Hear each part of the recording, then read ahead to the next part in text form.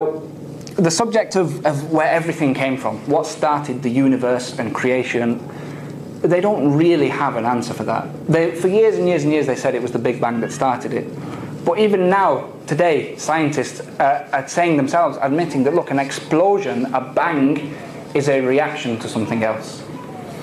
It's a reaction. So something has to have come before. Therefore, that wasn't the start. There was something prior to that. So I went away and I started looking into this.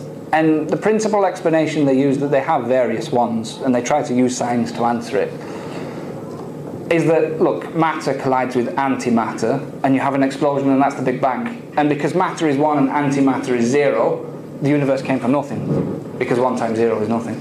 Now I saw that and I thought, right, look, that's a very clever bit of science. That's really clever, whoever thought of that. But then what struck me is that, look, brothers, if we were to go outside now, we'd be crazy to do it because it's snowing, but if we were to go outside now and say, right, let's have a game of football, would we sit around and say, right, look, the ball goes into the net once, that's 1 goal. It goes into the net twice, that's 2 goals. If you tackle him and break his leg, that's a foul, it's a red card. Offside, none of us really know what that is, but offside, would we start going through the rules and explaining them? No, we wouldn't.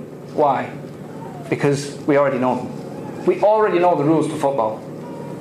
Now, if matter collides with antimatter and then there's a Big Bang and that creates the universe, what that means is that the rules of the universe were in place before the universe existed, which is impossible. Who wrote the rules? They have to have been decided by something else. So, on that premise, you understand that, look, this can't have been the beginning, there has to be something prior to that.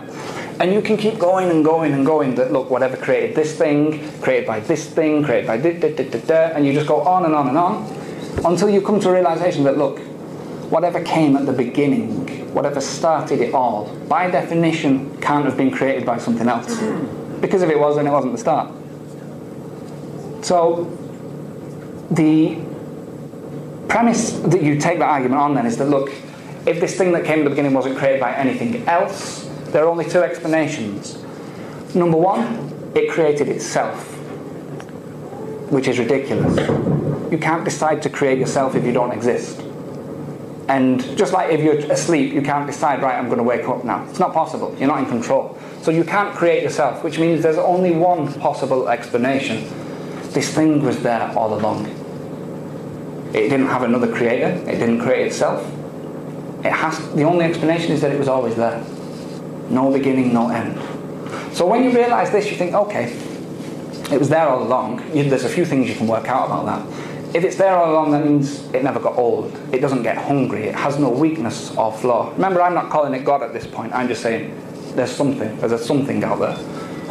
It doesn't have any weaknesses. It doesn't get old.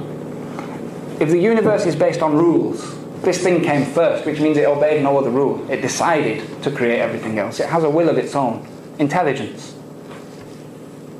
Not only that, but if it's there all along, then it's infinite. It has no bounds. There can't be more than one of it.